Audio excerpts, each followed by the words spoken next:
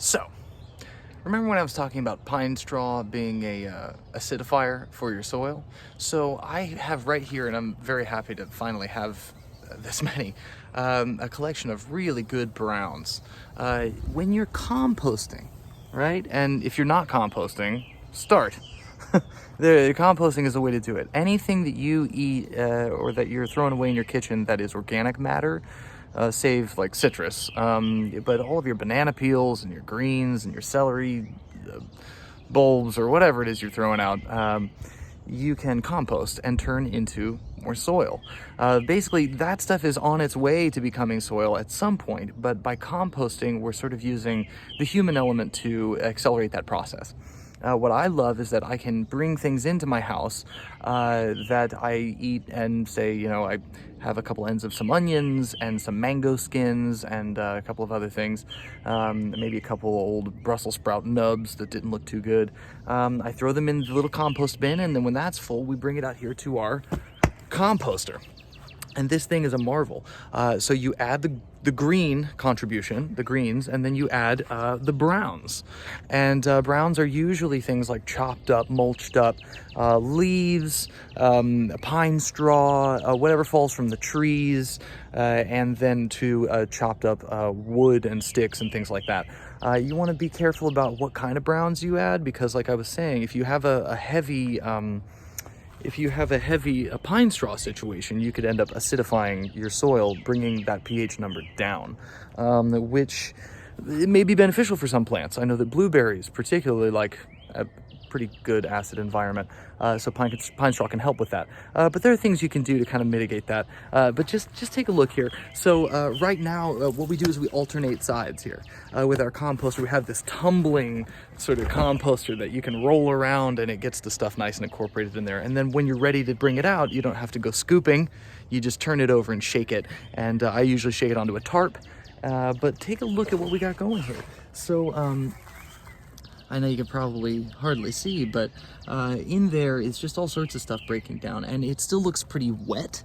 You know, they say if your compost is too wet, you want to dry it out a little bit. If it's looking too dry, you want to bring in more wet things. The greens are generally going to be your more wet stuff. The browns are going to be your dry contributions. And if you think about it, it makes sense, right? Trees are drawing up nutrients and converting them sort of with sunlight in their leaves and their foliage into captured energy. And then when the fall comes and those leaves sort of become brittle and die off, and then they fall to the ground, over thousands and thousands of years, that becomes something like a forest floor, right? Like humus or like true topsoil.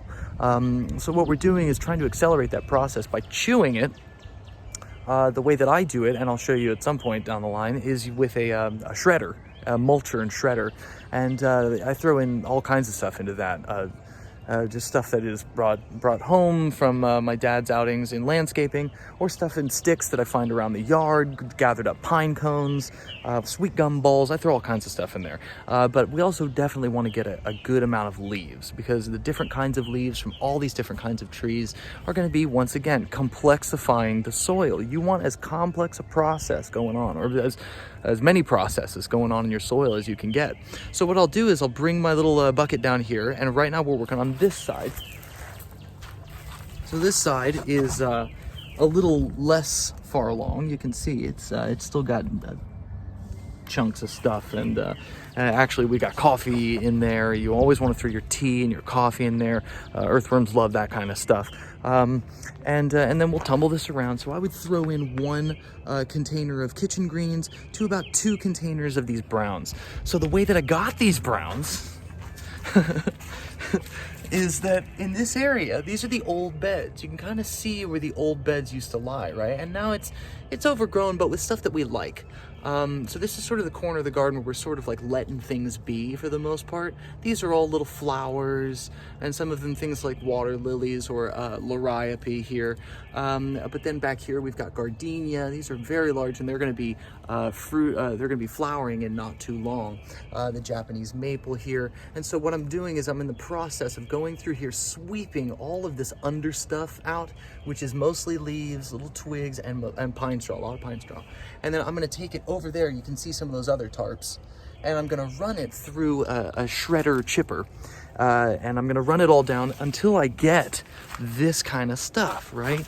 Until I get this stuff that is just ready to be combined with something wet, moist, and chewed up, to become something a little more like soil.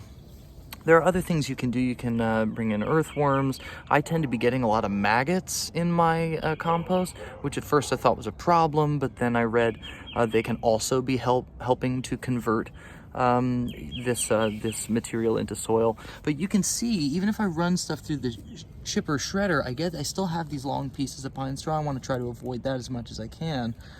This will eventually break down. It's just anything intact is going to take a little longer.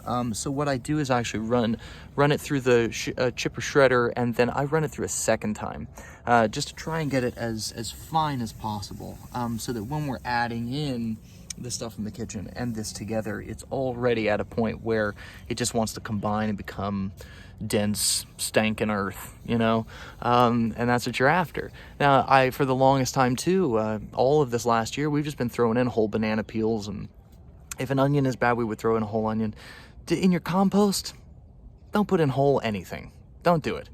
Instead, you need to chop that stuff up. Chop it. It doesn't have to be super fine, but like I said, this is basically earth chewing. So if you don't chew your food, you end up with digestive issues, right? So it's important to chew. And it's also important to chop up this stuff so that when you throw it into the compost, you start getting things that are breaking down really good. And some of that stuff's starting to clump together in there, but it is definitely getting that smell of like forest floor, real dank kind of earth, you know?